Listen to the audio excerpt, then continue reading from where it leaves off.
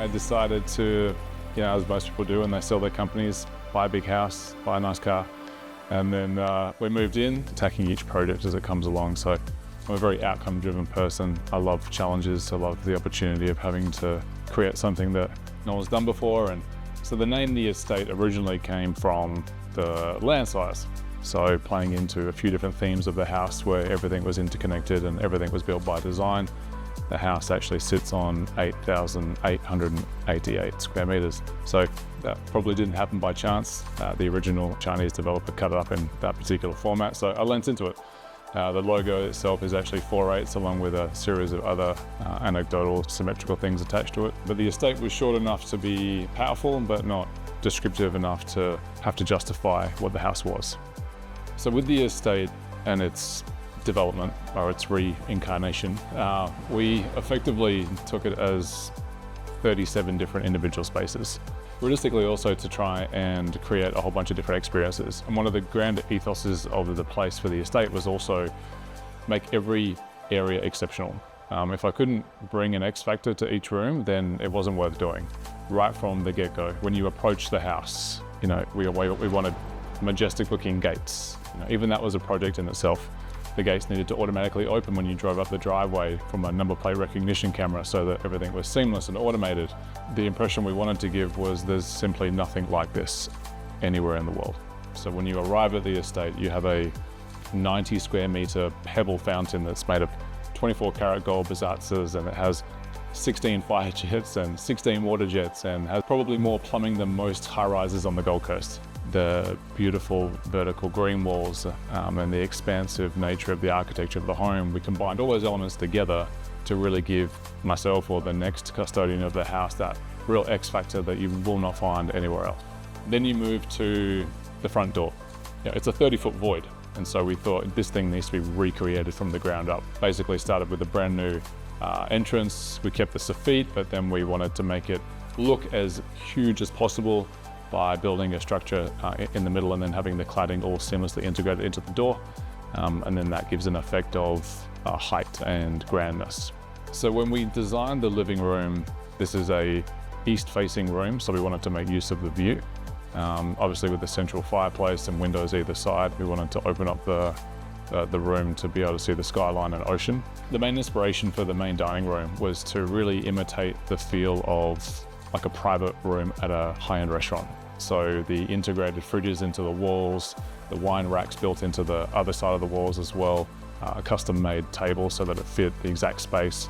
So for me, there are a few things in this house that were really important. Symmetry was one, materials were the other, and also making a house that's very vast feel like it's quite cozy and small in every space as its own individual unique experience. We really wanted to make sure that the next custodian would really enjoy every single room they're in.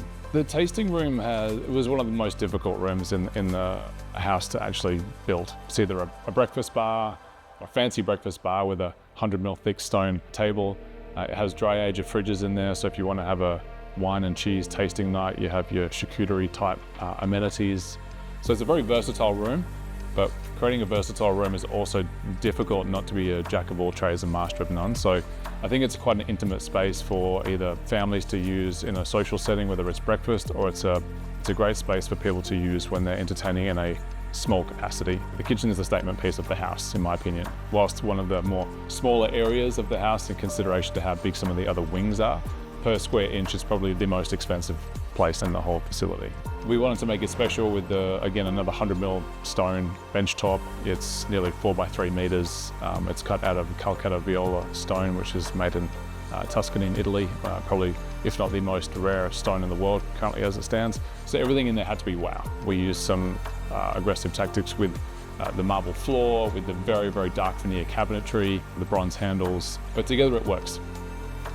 The master suite is one of the most difficult areas to nail in any home because that's where the owners of the house are going to spend the majority of their time.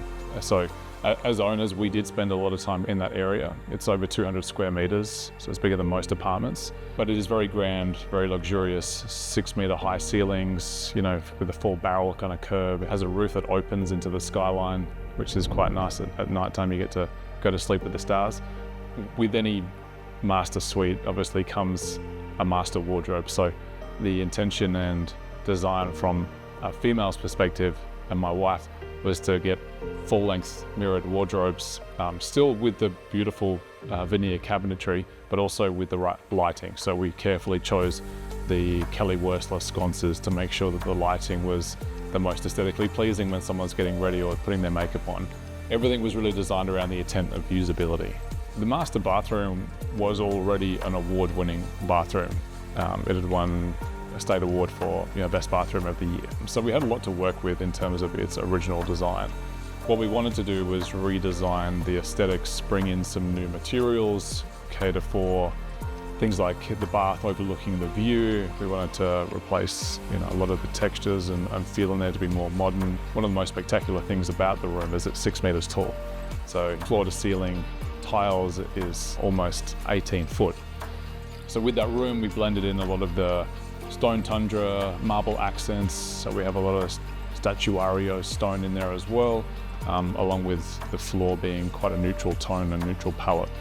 The entertainment wing was a hard area to execute well, but it was done in such a way that feels intimate, but could host a party for 200-300 people. It's a place where you could have all of the men playing poker in the poker room, all the kids in the cinema room, and all of the ladies having a ladies' day in the bar and not know that you're there. And then when you go into the cinema, we wanted to really bring that theatrical theme to the cinema where you have open swinging doors so that when you walk towards them, it's all automatic. And then the lights come on automatically, the staircase lights come on automatically. And then you open up a drawer and it's full of candies that are precision laid in each, kind of drawer. And then you've got your popcorn machine that's there with its own custom built drawer as well. So everything is by design. When we design every space, everything is designed with usability in mind and not just about looking fancy and pretty. Everyone has their inner child, and for me that was the theme park area that we built above the bar terrace.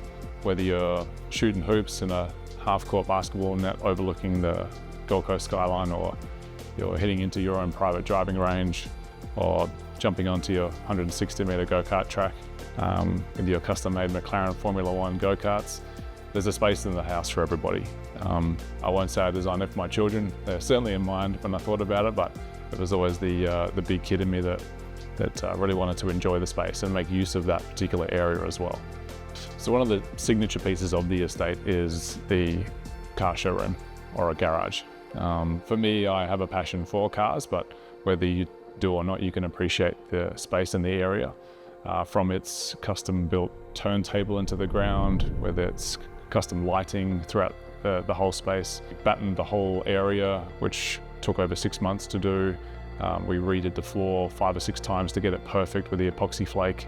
So all these little things that make up the signature pieces of the house may not seem like big things on their own, but the little things all combined together really make that room become magical.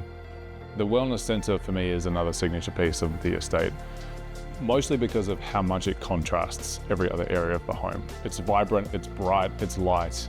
Everything in there is custom made, lots of natural light, even though it's in the lower level of the house. And then the connection to the yoga studio with the sunlit window next to it. Then we move into what I call the recovery zones, which are concealed when you're in the gym, but also right there when you finished your gym workout. We have a 16-seater steam room, which one of my personal favorites is the ability to have scented steam. So you can have a peppermint steam room if you want, or you can have a candy floss steam room if you want. And then to me, one of my all-time favorite things of the house is the ice bath. So the hot, cold, and then the 5-person infrared sauna, which was all custom made with Aspen sauna timber. I think when you approach the estate, one thing that can get missed is the sky residences and how much time and attention to detail went into creating dual living here. From its own separate gate, its own car park, to having 3 individually created guest houses, if you like. So with the estate and a house of this caliber, we were security conscious, making sure that everything was done and built well, but obviously with a degree of elegance and aesthetic beauty to it as well. So we have security glass around the whole house, so it's impenetrable from a brute force perspective. The front door is nearly 1,000 kilos, made out of solid steel. The house comprises over 3 panic rooms, all second as other rooms though, so nothing is deliberately designed around security, but where we could sneak in aesthetics and security at the same time, we opted to. I think whilst the estate has been my home and my project, the legacy of this place is really more of a piece of artwork. For me, it was another chapter of my perfectionism and engineering brain trying to combine the best of everything that could possibly be done.